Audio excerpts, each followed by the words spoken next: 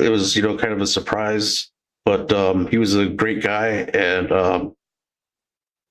I think that's it, Kenny. I think you are a superstar, in your own right, and I really enjoy all your commentary and every time you're on panel. So appreciate that, and Thank you, that's all I Tafriq. got. Thank you. Hey, Tafriq, thank you for what you bring and for swinging through as well. I truly appreciate you, brother. Have a great night.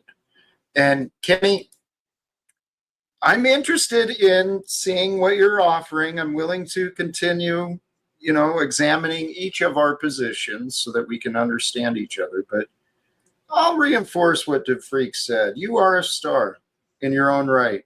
You see it. I know you see it. You shine.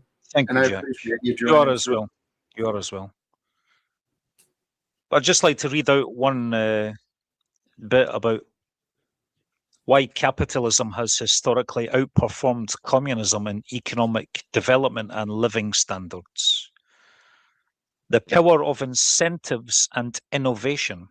In a capitalist system, individuals and private businesses own the means of production.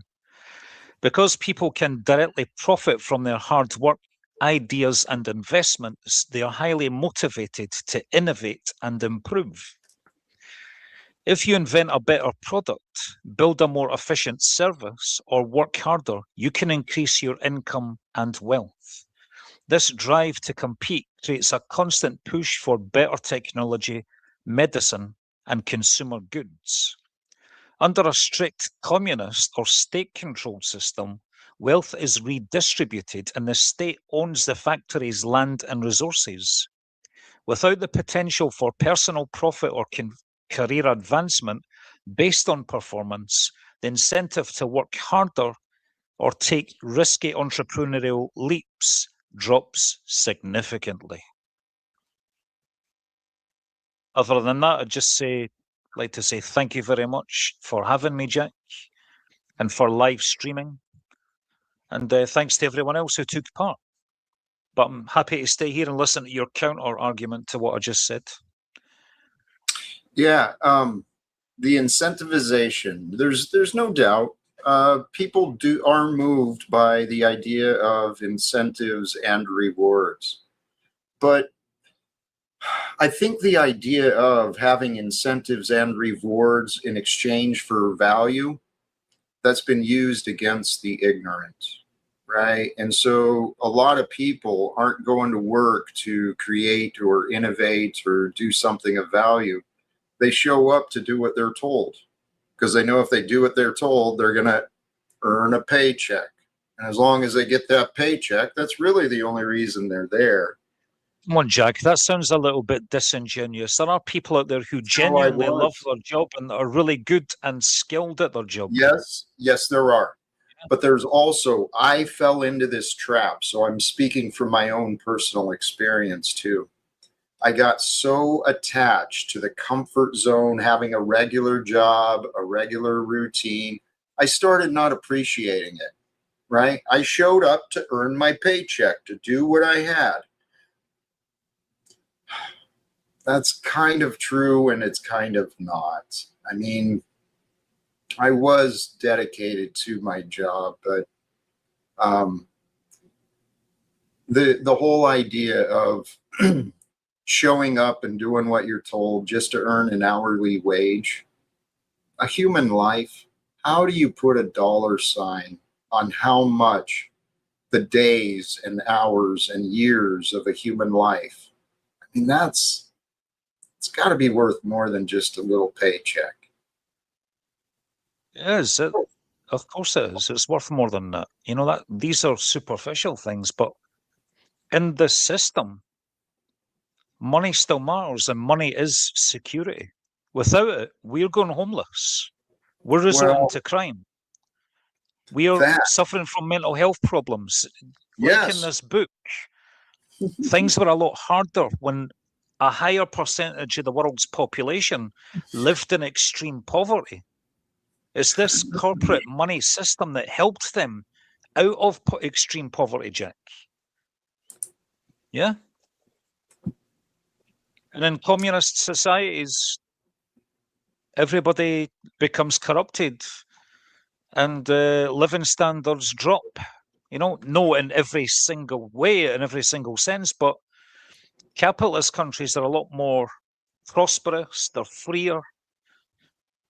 In some ways, Like, and for in others, example, they're not. when the Berlin Wall fell, Mhm. when the Berlin Wall fell, people fled from the Soviet Union into the more democratic countries. They never fled the other Mhm. way. Right. Just the most recent historical example of people wanting a more free economy. Right. They want more People want freedom. to be rewarded. The market rewards sacrifice.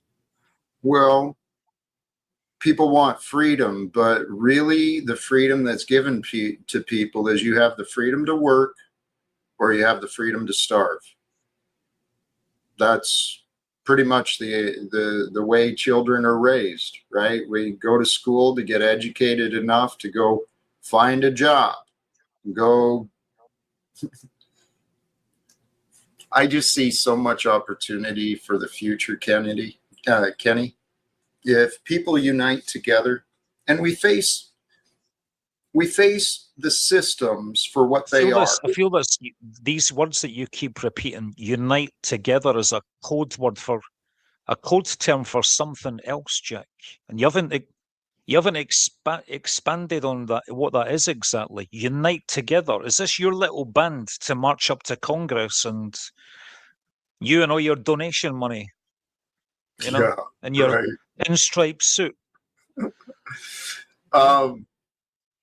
Well, the way I see it, the future of mankind uniting with the truth.